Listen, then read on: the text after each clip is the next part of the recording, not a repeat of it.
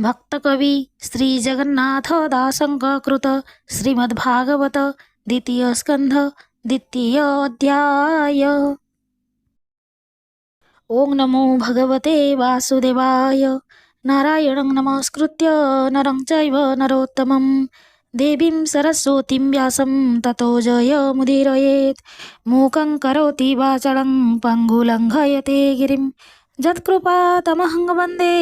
परमानन्दमाधवं। निगमकल्पतरुर्गलितं फलं सुखमुखादमृतद्रवसंयुतं पिबत भागवतं रसमालय मुहुरहो रसिका भुवि भावुकः।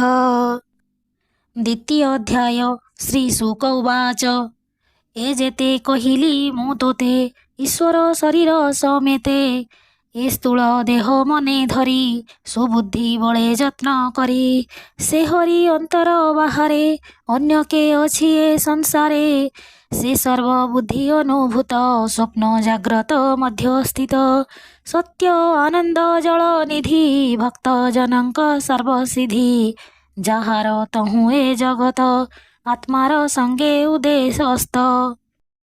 एही प्रकार पूर्व काले से आत्मा जोनिए सोयले आत्मस्मरण बुद्धि बळे सर्जिला ए विश्वमंडले आत्मा को पाळी पुणी हरे बोईत जेन्हे वाणिज्यरे शबदमय ब्रह्मपथ जे मार्गे जीव आत जात पड़ी भ्रमई अध ऊर्धे किछि न लभे लाभ पदे बासनामय माया जाने न बुझी निरते भ्रमणे ताहांक मध्ये से सुबुद्धि जाने बेपार सदबुद्धि विचार करे माया पथे मोहि भ्रमई किस अर्थे श्रम लभई आत जाते लाभ न मिले मोर हस्ते एणु ए पथ श्रम तेजी जे प्राणे आत्मा लाभ खोजी प्रत्याशा दूरे परिहरे आत्मारे आत्मा बोध करे अल्प सुखे आत्मा तोषे वर्तई दिन उपवासे थाऊ ए वसुंधरी अंक कि सुख सुवर्ण पर्यंक समर्थ भुज थाऊ बामे कि प्रयोजन उपाधाने जेबे बा अछिटी अंजलि कि प्रयोजन पाकस्थली दिग बळकळ जेबे थिब पट वस्त्रे कि सोहेब वृक्षर जेउ फल मान से कि नुहंती भिक्षा अन्न नदी सबु कि सुखी अछि गिरी गुहा कि रुंधी अछि हरि की न रखे भकत धन लाभरे किंपा चित्त हेमंत भावे कृष्ण पादे जे प्राणी भजन्ति आनंदे से किंपा धन गर्भी लोके क्षणे भजिबे आत्मा सुखे। यही प्रकारे आत्मा चिते सिद्धि लभन्ति अनुभूते से प्राणी हुए कृत्य कृत्य ताहांको प्रसन्न अनंत एणु निरते आत्मा जोगे भजिब कृष्ण पाद जोगे मुझेते कहिली विश्वासे एणु संसार हेतु नासे ए भाव अनादर करी संसार चिंता चित्ते भरी पशुमानंकर ए गति माया संसारे जे भ्रमंती देख संसारे प्राणी जेते जंत्रित कर्मर आयते बैतरणी नामे नदी जातना मध्ये से प्रसिद्धि तही पड़ई देखु देखु तांको जीवन के बारखु अर्जिला कर्म फल लभी अशेष देहे ताहा सेबिहि एबे हो शुणन रूप मणि तेणु संसारे तरे पाणी से अबा एनर शरीरे धारणा जोग निर्विकारे स्वदेह हृदये प्रकाशे से हरि घोर तमनासे प्रादेश मात्र रूप धरी विजय प्रभु नर हरि सूक्ष्म स्वरूप रूप तार शुण सानंदे कुरुवीर श्याम सुंदर भुजचारी शंख कमल चक्रधारी धारण जोगे ଏହା चिंती निश्चल नयने देखन्ति प्रसन्न श्रीमुख मंडल लोचन पुंडरीक दल कदम्ब किंचलक सुरांग पीत वसने सोहे अंग अमूल्य हार वक्ष स्थले रत्न केयूर बाहुमूले सुवर्ण किरीटी कुंडल सुंदर अलका कपोल हृदय पद्म मध्ये स्मरी ए रूप चिंते ब्रह्मचारी श्रीवत्स कौस्तुभमणि सुवर्ण सूत्रे सुखंजनी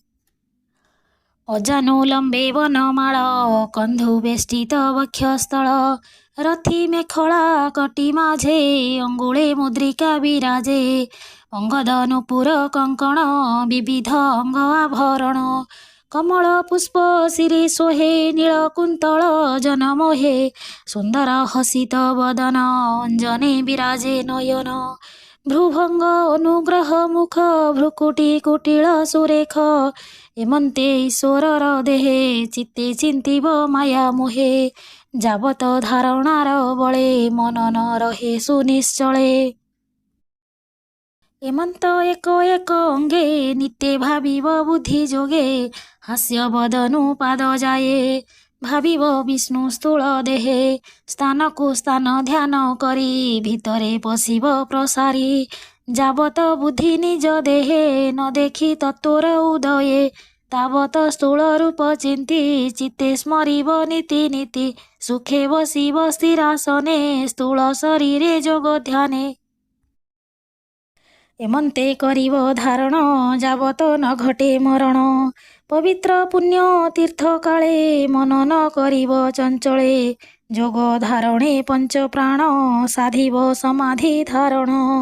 ଆସନ ପ୍ରତ୍ୟାହାର ବଳେ ମନକୁ ସ୍ଥାପିବ ନିଶ୍ଚଳେ ମନ ସହିତେ ଇନ୍ଦ୍ରିଗଣ ନିର୍ମଳ ବୁଦ୍ଧିରେ ସଂଯମ ସେ ବୁଧ କ୍ଷେତ୍ରଜ୍ଞ ପ୍ରମାଣୀ ଆତ୍ମାରେ କ୍ଷେତ୍ରଜ୍ଞଙ୍କୁ ଜାଣି ଆତ୍ମାରେ ଆତ୍ମାକୁ ନିରୋଧୀ ଏମନ୍ତ ଯେ ଜନ ସୁବୁଦ୍ଧି ଆତ୍ମାର ଲାଭ ଲଭେ ହେଳେ କର୍ମ ଛାଡ଼ିବୁ ତେତେବେଳେ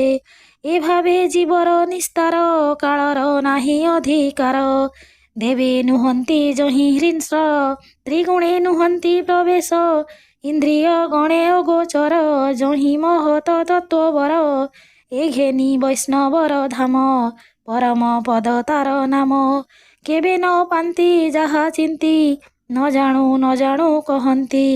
ଦୁରାତ୍ମା ଭାବ ପରିହରି ସୁହୃଦ ଭାବ ଚିତ୍ତେ ଧରି ପରମ ପଦେ କରି ସ୍ଥାନ ତେବେ ସାଧିବ ଦୃଢ଼ ମନ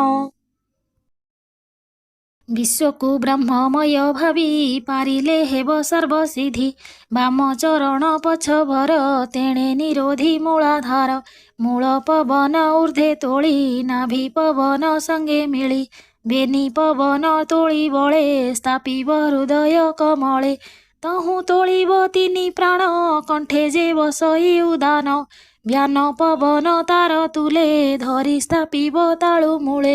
ତହୁଁ କୁମ୍ଭକ ସାଧି କରି ପ୍ରାଣକୁ ଭୂମଣ୍ଡଳେ ଧରି ନିରୋଧ କରି ସହାଦାର ସ୍ମରଣ କରିବ ଓଙ୍କାର ନିୟତ ଥାଇ ଯୋଗ ବନ୍ଧେ ତେବେ ସ୍ଥାପିବ ବ୍ରହ୍ମରନ୍ଧ୍ରେ ନିଶ୍ଚଳ ଯୋଗେ ଦୃଢ଼େ ସାଧି ତକ୍ଷଣେ ବ୍ରହ୍ମରନ୍ଧ୍ରେ ଭେଦି ପରମ ପଦେ ତାର ଗତି ବ୍ରହ୍ମାର ବ୍ରହ୍ମଲୋକେ ସ୍ଥିତି ଗୁଣ ସମୂହ ଅଷ୍ଟନିଧି ଯେଣୁ ବାଞ୍ଛଇ ମନ ସିଦ୍ଧି ମନ ଇନ୍ଦ୍ରିୟ ଗଣ ମେଳେ ତକ୍ଷଣେ ବ୍ରହ୍ମଲୋକ ମିଳେ ଯୋଗେଶ୍ୱରଙ୍କର ଏ ଗତି ପରମ ପୁରୁଷେ ବୋଲନ୍ତି ଏମନ୍ତେ ତିନି ଲୋକ ଜୁଣି ଶୁଣ କହିବା ପରିମାଣି ଯେ କର୍ମ ସାଧେ କର୍ମ କାଣ୍ଡେ ସେ କାହିଁ ଲଭେ ଊର୍ଦ୍ଧ୍ୱ ଦାଣ୍ଡେ କେବା ଲଭିବ କର୍ମ ଭାଗେ ସମାଧି ବିଦ୍ୟା ତପ ଯୋଗେ ସୁଷୁମ୍ନା ରନ୍ଧ୍ରେ ବ୍ରହ୍ମ ପଥେ ଜ୍ୟୋତି ପ୍ରକାଶେ ଊର୍ଦ୍ଧ୍ୱ ଗତେ ବିଧୌତ କଳ୍ମଷ ଶରୀର ସେ ଚିତ୍ରେ ସ୍ଥିତି ସୁଷୁମ୍ନାର ସେ ସୁଷୁମ୍ନାର ଚକ୍ର ସାର ଯେ ଚକ୍ର ତଳେ ଧ୍ରୁବ ପୁର ବିଶ୍ୱର ନାଭି ସେ ବୋଲାଇ ଆତ୍ମା ସ୍ୱରୂପେ ତହୁଁ ଯାଇ ପ୍ରବେଶ ପରମ ସ୍ୱରୂପେ ବ୍ରହ୍ମ ନିର୍ବାଣ ମହଲ୍ଲୋକେ କଳ୍ପ ଆୟୁଷ ସିଦ୍ଧ ଗଣେ ଯହିଁ ରହନ୍ତି ଅନୁକ୍ଷଣେ ସେ ପୁଣି କଳ୍ପକ୍ଷୟ କାଳେ ଅନନ୍ତ ନିଶ୍ୱାସେ ଅନଳେ ସିଦ୍ଧେଶ୍ୱରଙ୍କ ସ୍ଥାନେ ପଶେ ବେଦ ଯା ବ୍ରହ୍ମ ଲୋକେ ଘୋଷେ ସଂସାର କର୍ତ୍ତା ଯେ ବୋଲାନ୍ତି ସେ ବ୍ରହ୍ମା ବ୍ରହ୍ମ ଲୋକେ ସ୍ଥିତି ସେ ପୁରେ ନାହିଁ ଦୁଃଖ ଶୋକ ଜରା ମରଣ ଉଦ୍ବେଗ ଚିତ୍ତ ଅନର୍ଥ ହେତୁ କାହିଁ ଜନ୍ମ ମରଣ ଭୟ ନାହିଁ କେତେ ହେଁ କାଳ ସେ ଭୁବନେ ରହି ଚିନ୍ତଇ ଅବଧାନେ ପୃଥିବୀ ରୂପେ ଲିଙ୍ଗ ଦେହେ ସେ ପୁଣି ବିହରେ ନିର୍ଭୟେ ପୃଥିବୀ ରୂପେ ଜଳେ ଯାଇ ସେ ଇଷ୍ଟ ଭୋଗତା ଭୁଞ୍ଜଇ ଅନଳ ସମ ତହୁଁ ସ୍ଥିତି ଜ୍ୟୋତି ସ୍ୱରୂପ ପ୍ରାଣ ଚିନ୍ତି ପବନେ କରଇ ସଞ୍ଚାର ଧରଇ ପବନ ଶରୀର ସେ ବାୟୁ କାଳେ ନଭେ ପୁରେ ସେ ଜୀବ ଲିଙ୍ଗ ରୂପ ହରେ ଗନ୍ଧ କଳ୍ପଇ ଘ୍ରାଣ ମାତ୍ରେ ରସକୁ ରସନା ସଙ୍ଗତେ ଦୃଷ୍ଟିରେ ରୂପକୁ ସଂହାରି ତ୍ୱକକୁ ସ୍ପର୍ଶରେ ସେ ହରି ଶବଦ ଗୁଣେ କର୍ଣ୍ଣ ଭାରି ଏ ରୂପେ ପ୍ରାଣେ ସୂକ୍ଷ୍ମ ଧରି ବୁଦ୍ଧି ଇନ୍ଦ୍ରିୟ ଭାବ ଏଣେ ଏ ପଞ୍ଚ ମାତ୍ରା ପରମାଣେ ଏ ଅହଙ୍କାର ଭଗବାନ ବୁଦ୍ଧି ଇନ୍ଦ୍ରିୟ ଦିବ୍ୟ ଜ୍ଞାନ ପଞ୍ଚ ବିକାରେ ପଞ୍ଚଦେବା ମନ ସମ୍ମତେ କରି ସେବା ଏ ପଞ୍ଚ ଦେବତା ସହିତେ ସୂକ୍ଷ୍ମ ସ୍ୱରୂପେ ମହତ୍ୱତେ ସେ ତତ୍ତ୍ୱ ଗୁଣର ସଂସ୍ଥାନ ପ୍ରଧାନେ ଦେହେ ହୁଏ ଲୀନ ନିତ୍ୟ ନିର୍ଗୁଣ ସେ ନିରୋଧେ ଦଶ ଇନ୍ଦ୍ରିୟ ଆତ୍ମା ସାଧେ ଆତ୍ମା ନିରୋଧେ ଆତ୍ମା ଜ୍ଞାନେ ପ୍ରବେଶ କଲେ ଅବ୍ୟମାନେ ଆନନ୍ଦ ଜ୍ଞାନ ରସ ଭୋଳେ ଶାନ୍ତି ଭଜଇ ସେ ନିଶ୍ଚଳେ ଏମନ୍ତେ ଧାରଣା ଅନୁଭାବ ନିଶ୍ଚେ ପଶଇ ବାସୁଦେବ ଅନ୍ତେ ଲଭଇ ଯେତେ ଗତି ତାହାକୁ କହି ଭଗବତୀ ଯହିଁ ପଶିଲେ ଆତ୍ମା ମନ ନ ଲଭେ ପୁନରାଗମନ ଶୁଣ ହୋ ନୃପ ପରୀକ୍ଷିତ ଯେଣୁ ପୁଛିଲୁ ଭାଗବତ ମୋକ୍ଷର ମାର୍ଗ ମୁଁ କହିଲି ତୋ ମନୁ ସଂଶୟ ଛେଦିଲି ତେଣୁ କହିଲି ଶ୍ରୁତି ଯୋଗେ ତୋର ସମୀପେ ଅନୁରାଗେ ଦଇବେ କାଳ ଅବସାନ ଏଣେ କହିବା ଦିବ୍ୟ ଜ୍ଞାନ ବ୍ରହ୍ମାର ତପେ ହୋଇ ତୋଷ ବିଷ୍ଣୁ ଯେ ଦେଲେ ଉପଦେଶ ସେ ପଦ କହିଲି ମୁଁ ତୋତେ ଏବେ ତୁ ଶୁଣ ଏକ ଚିତ୍ତେ ସଂସାରେ ସଞ୍ଚରନ୍ତି ଯେତେ ସେ କାହିଁ ଯିବେ ବିଷ୍ଣୁ ପଥେ ସେ କଥା ଶୁଣ ପ୍ରିୟ ଭାବେ ସେ ଭକ୍ତି ଲଭେ ବାସୁଦେବେ ବ୍ରହ୍ମାର ତପ କଷ୍ଟେ ହରି ଯାହା କହିଲେ ଦୟା କରି ସେ ସର୍ବ ବ୍ରହ୍ମ ବେଦ ସାର ସକଳ ବୁଝି ତିନିବାର ସେ ହରି ସର୍ବଭୂତ ମଧ୍ୟେ ନିତ୍ୟ ବିହରେ ଆତ୍ମା ପଦେ ସେ ଭକ୍ତି ଜୀବ ସୁଖ ପଥ ଏ ଭାବ ହେଲେ ଆତ୍ମାରତ ବୁଦ୍ଧି ଲକ୍ଷଣ ଅନୁମାନେ ନିଶ୍ଚଳ ଯୋଗୀ ଯୋଗ ଧ୍ୟାନେ କେ ଅବା କରିବ ଗୋଚର ଜଗତ ବାହ୍ୟ ଅଭ୍ୟନ୍ତର ଏ ଘେନି ସର୍ବ ଆତ୍ମା ଭାବେ ସର୍ବଦା କାଳେ ଏକ ଠାବେ ହରିଙ୍କୁ କର୍ଣ୍ଣ ପଥେ ଶୁଣି ମୁଖେ ନିରତେ ନାମ ଭଣି ସେ ହରି କଥାମୃତ ରସ ଯେ କରେ କର୍ଣ୍ଣ ପଥେ ଗ୍ରାସ ବିଷୟ ବିଷ ନାଶୀ ଚିତ୍ତ ପବିତ୍ର କରେ ଅନ୍ତର୍ଗତ ଗୋବିନ୍ଦ ଚରଣ କମଳେ ପଶଇ ଭକ୍ତ ଯୋଗ ବଳେ ଏ ଭାଗବତ ରସ ଚିତ୍ତେ ସୁଜନେ ପିୟ କର୍ଣ୍ଣ ପଥେ ବିଷୟ ରସ ଯାଉ ନାଶ କହଇ ଜଗନ୍ନାଥ ଦାସ ଇତି ଶ୍ରୀମଦ୍ଭାଗବତ ମହାପୁରାଣ ପରମହଂସ୍ୟାୟ ସଂହିତାୟ वयासिक्यां द्वितीय स्कन्धे सुख परीक्षित संवादे जोगस्मृति द्वय वर्णने नाम द्वितीय अध्यायः।